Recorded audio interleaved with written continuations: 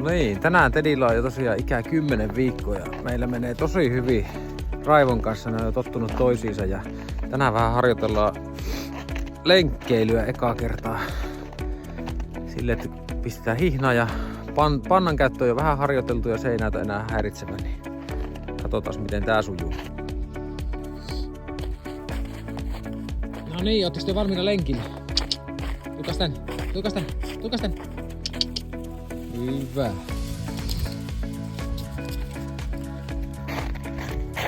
Pitäis ostaa semmonen selfie-tikku, että kuvattua tänne miten hienosti menee. Menee ihan mun vierellä tossa. Ei yhtään hangattelin vastaan. Tulee nätisti. Raivo menee tuolla eellä. Hän haluaa kävellä tiivisti mun kanssa. Tässä meillä on semmonen mäyräpaikka, missä ei uskalla kyllä koiraa laskea tässä irti. Raivo saattaa olla, että se sujahtaisi tuonne alle. Ja otetaanpas pikkusen etäisyyttä tähän paikkaan ja lasketaan sitten koirat vähän vapaaksi ja harjoitellaan vähän luoksetuloja. Täällä maalla tosiaan on hyvä liikuttaa koiraa ja harjoitella sitä, että saa olla paljon vapaana. Tässä naapurissa asuu leskeksi jäänyt rouva ja Tedin pitäisi vähän katsella tiluksia niin hänenkin puolelta ja tottua. Sillä täällä niin uskalla laskea vähän vapaaksi, vaikka meidän oma tontti on tarkoitus se, missä Tedi pysyy sitten irtikin tuolla noin sitten, mutta kokeillaan vähän laskea vapaaksi. Raivo, odotapas. Raivo, odota. Raivo, tuu tän.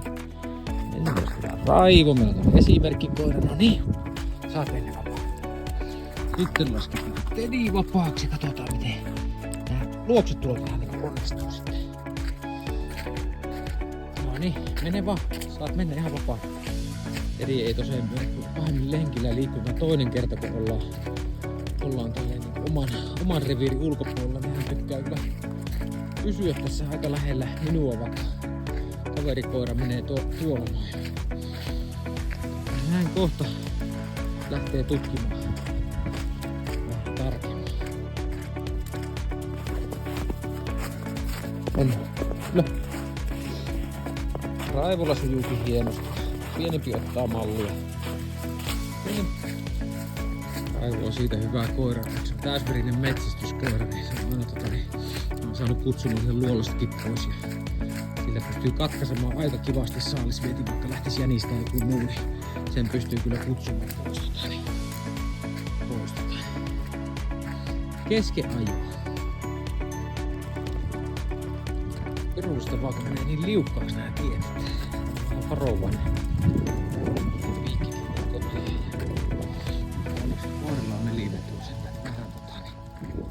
Helpompi liikkua täällä jäissä olosuhteissa. Kyllä se vaan vanha koira on hyvä apu, kun koulutetaan niin nuorta koiraa. Että se paljon kuuntelee ja katsoo, ottaa oppia vanhasta.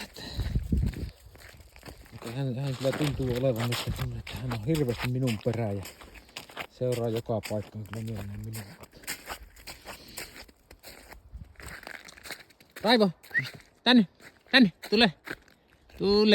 Hyvä tyttö. Niin, onko paljon hajuja ilmassa? Joo, niin joo. Noin.